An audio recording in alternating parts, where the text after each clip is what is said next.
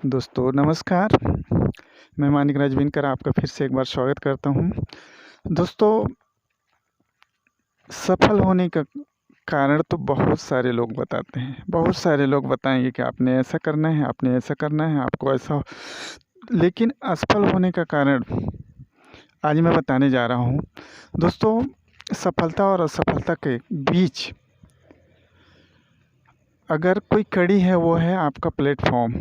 जिस सिस्टम पे आप काम करते हैं, तो जितने ही आप जिम्मेदार होते हैं सफल होने का, जितने ही जिम्मेदार होते हैं आप असफल होने का, उतने ही जिम्मेदार आपका सिस्टम, आपका प्लेटफॉर्म भी होता है। दोस्तों, हम 100% हमने दिया उस सिस्टम को, हमने वर्क अच्छा किया, सिस्टम के अकॉर्डिंग हमने वर्क किया, तब भी अगर हम असफल हैं तो हम अपने पर ब्लेम कर लेते हैं कि नहीं, हमने कहीं ना कहीं हमसे चूक हुआ है। पर ऐसा नहीं होता है दोस्तों। हर जगह ऐसा नहीं हो सकता है कि हम अपने 100% दें और वहाँ कोई न पूरी तरह से हम असफल हों।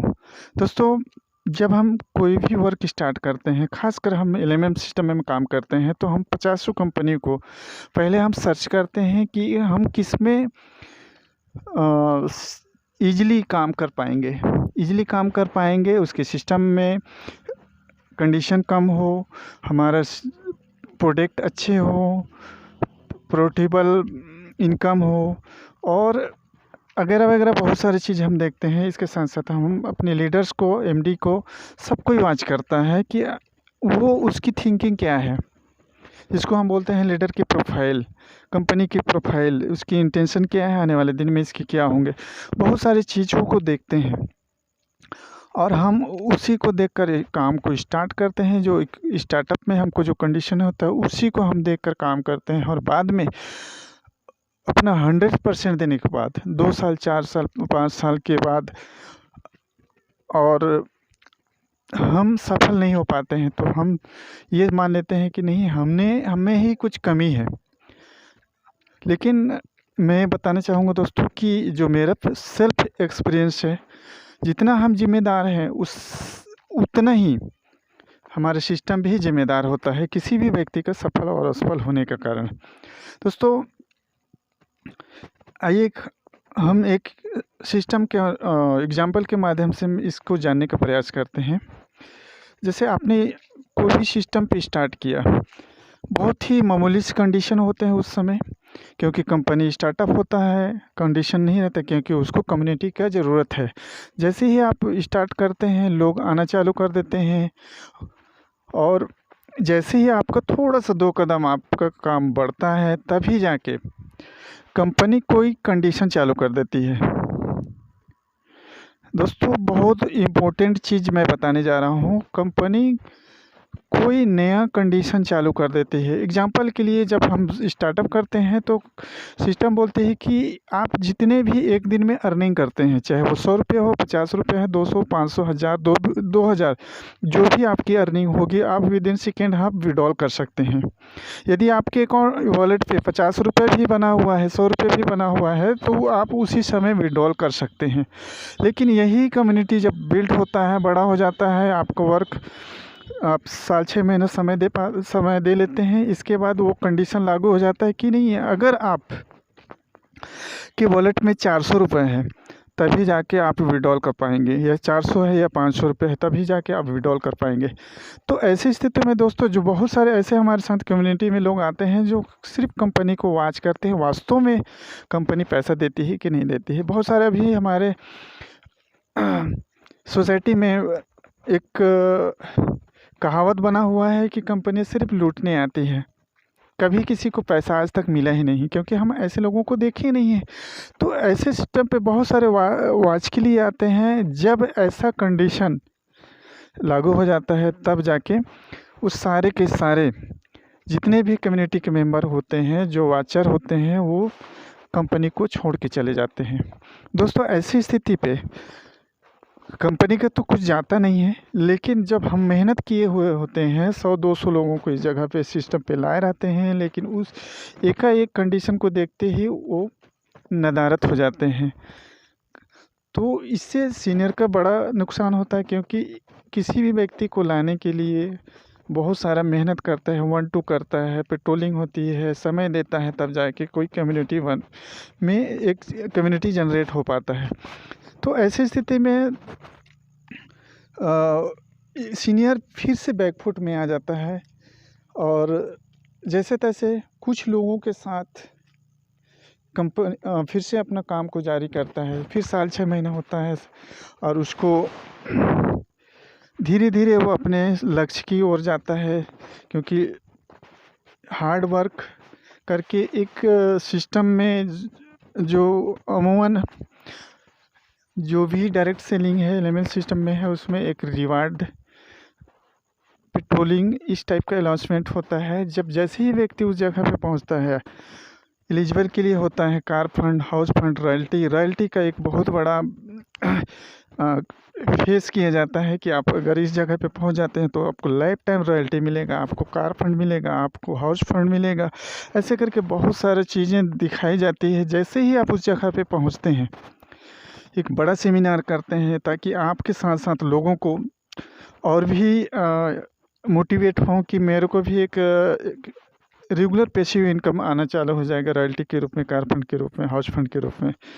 तब जाके 1-2 महीने के बाद या कुछ समय के बाद कंपनी यहाँ भी कंडीशन लागू कर देता है, या फिर आपके सिस्टम से ही इस सिस्टम को रिमूव कर देता है।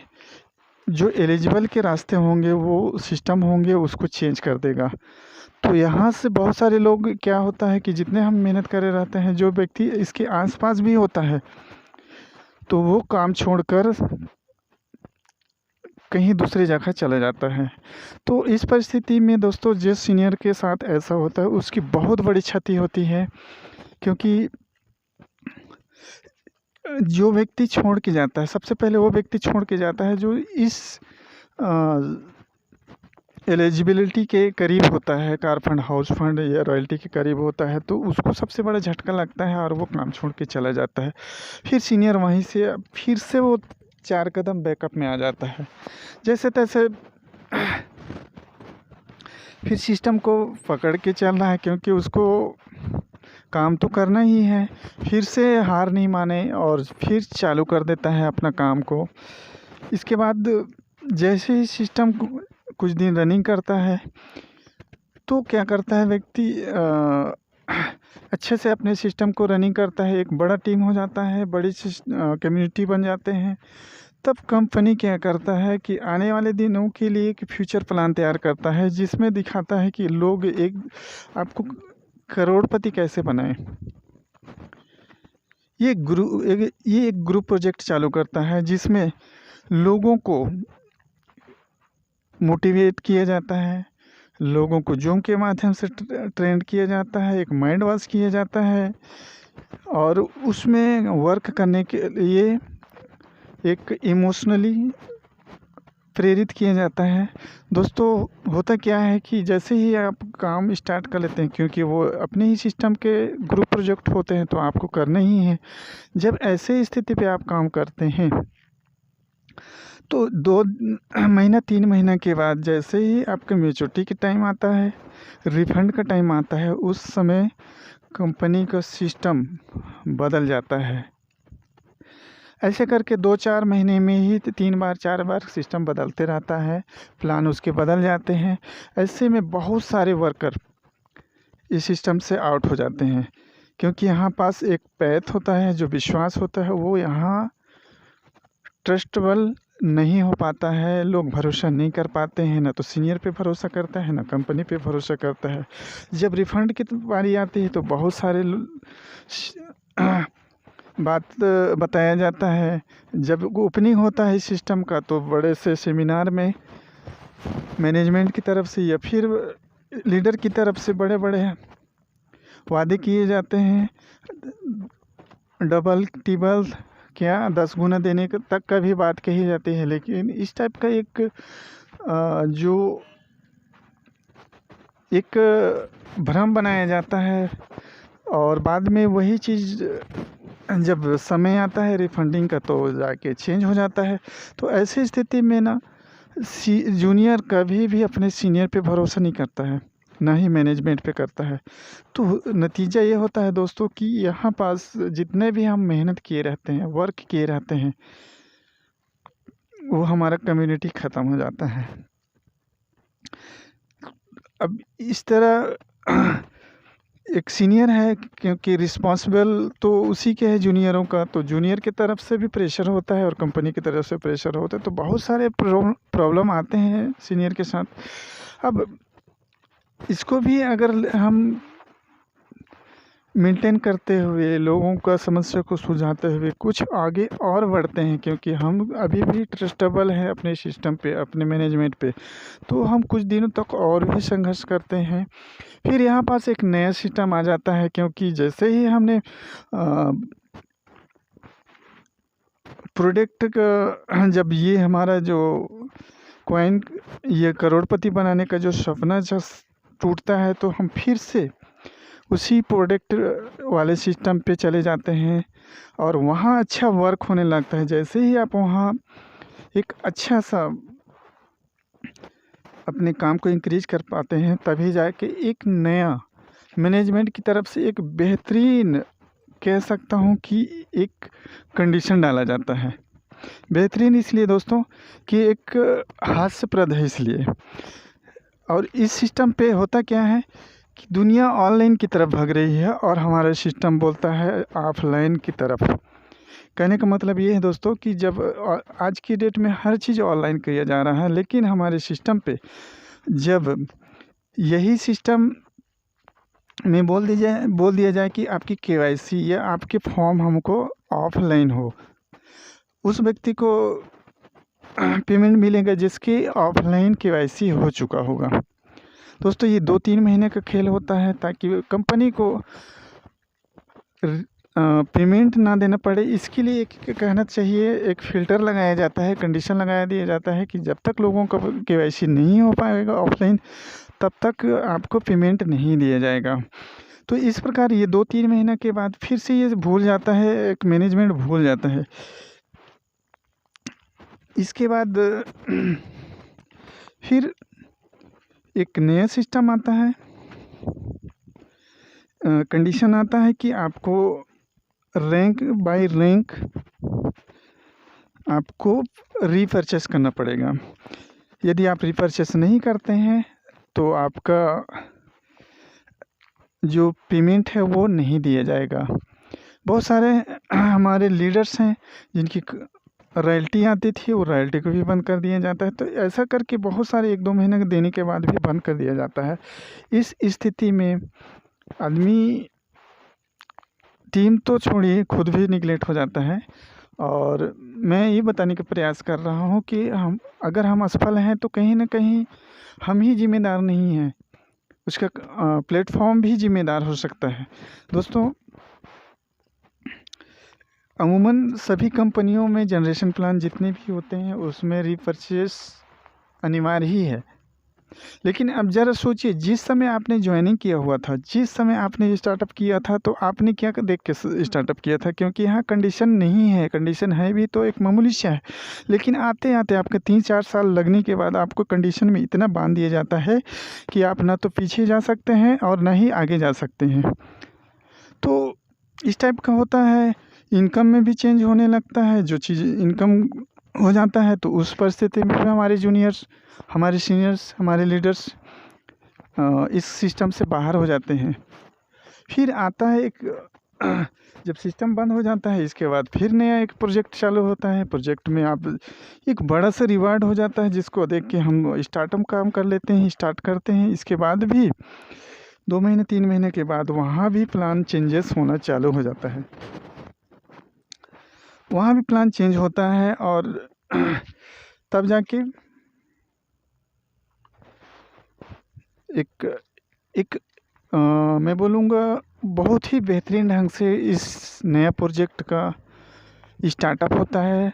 दिनों दिन, कुछ ही दिनों में एक बहुत बड़ा कम्युनिटी बनता है। लेकिन यहाँ पास जो रिवार्ड को लेकर जो बात कही गई थी, वो रिवार्ड में भी परिवर्तन दिखाई दिया और जैसे ही क्योंकि यहाँ कारण ये था कि जिन व्यक्तियों को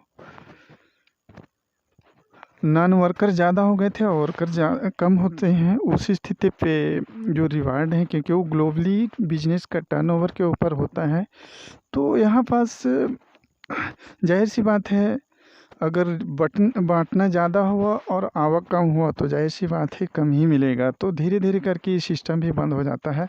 जब सिस्टम बंद हो जाता है तो जो व्यक्ति अचीव कर चुका होता है, जो उस रिवार्ड में पहुंच जाता है, क्योंकि हम जब भी हमें कोई स्टार्टअप काम करते हैं कि स्टार्ट करते हैं तो हम एक रिवार्ड को वेस्ट करते हैं, ताकि हम इस जगह पे अगर हम पहुंच जाते हैं तो हमको एक हैंडसम अमाउंट मिलेगा।